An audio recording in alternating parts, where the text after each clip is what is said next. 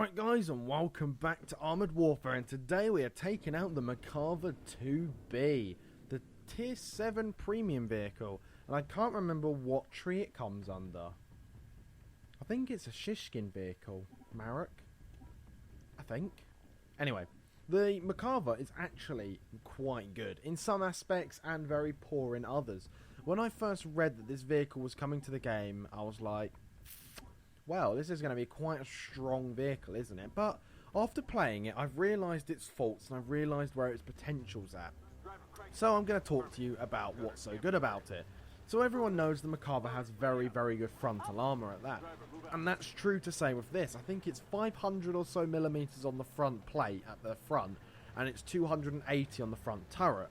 Now, I saw the 280 millimetres on the turret, I was like, oh, 280 at tier 7, really? That's not going to stop very much.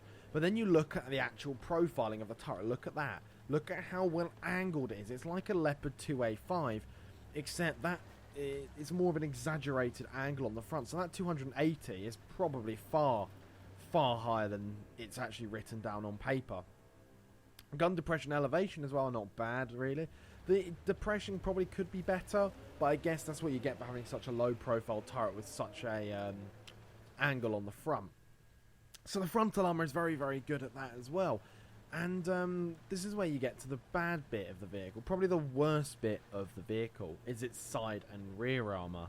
At tier 7, it has side armour that's 55 millimeters thick. Now that is not very good at all.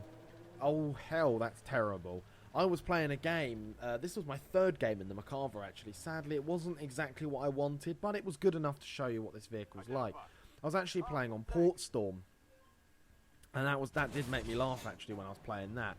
Because I was fighting an Ariete. Now the Ariete's a good vehicle, isn't it? Tier 8, strong armour, it's got a very good gun. And I was actually taking one on. I held him up for about 2.5 minutes. And I did actually penetrate him at some points. And he bounced off me quite a lot. And I was surprised by that. Anyway, that's not the problem. So I was dueling him. But then across the map, a Challenger 1 hit me with a HE round. And the HE round penetrated the side of my vehicle and did 1,400 damage to me. And I was like, well, I think we found the weakness of the Makarva. The Makarva isn't like the majority of a lot of premium vehicles. You can compare this vehicle, actually, now that I've just thought about it, to the WZ1224. Or is it the Tier 5 premium vehicle, the Chinese weird-looking thing. You can compare it to that, actually, now that I think about it. They're fairly mobile. They have quite a punchy gun. Decent reload, decent accuracy. The gun gets the job done, a 105mm. Although the WZ's a 120. Anyway, blah, enough of that. The armour on the front as well. Front turret and front hull of the WZ are very, very strong for its tier. And that's the same with the Makarva. The front and the front of the vehicle is a very, very strong sort of opponent. You can see here me taking on its other Makarva here. We can penetrate each other, but I have to hit him in the side, and he's bouncing off at the moment. And yeah, you can compare them to the same. Then their weaknesses are their side and rear armour are very, very poor compared to other vehicles of their tier. It's equivalent to the Challenger on the front, this thing, I would personally say. Although maybe not as good, but it's an equivalent to. But the side armour really, really lets this vehicle down. Oh, if it had some sort of extra armour or era on the side, it would make it much nicer. But it doesn't. And that makes me sort of go, oh, that's not good. And, well, Abrams, lol. What else do I want to say about this vehicle? Oh yeah, the turret is more mounted towards the rear, I would personally say. The turret is sort of centre to rear. It's not near the front like other vehicles usually are. And I saw this and I was thinking, oh, so the turret's a bit further to the back than normal. Maybe we could, we could try side scraping. But then I read the armour profile and I was like, that's not ever going to happen. This vehicle, you have to play it as a brawler, but at the same time you've got to keep your front pointed to the enemy all the time. The traverse speeds of the hull and turret are very, very good. It can keep its gun on target quite nicely. Gun aiming, gun handling, not bad at all. Good old Stingray there. Hit him down. He bounces off of me. Sorry, Stingray, can't penetrate me. Fire at him again. He's left on not much HP at all.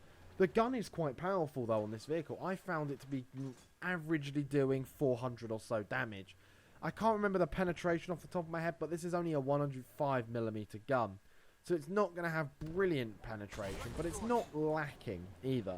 It's good enough, we'll say it like that. That's really what the gun is on this vehicle. It's good enough.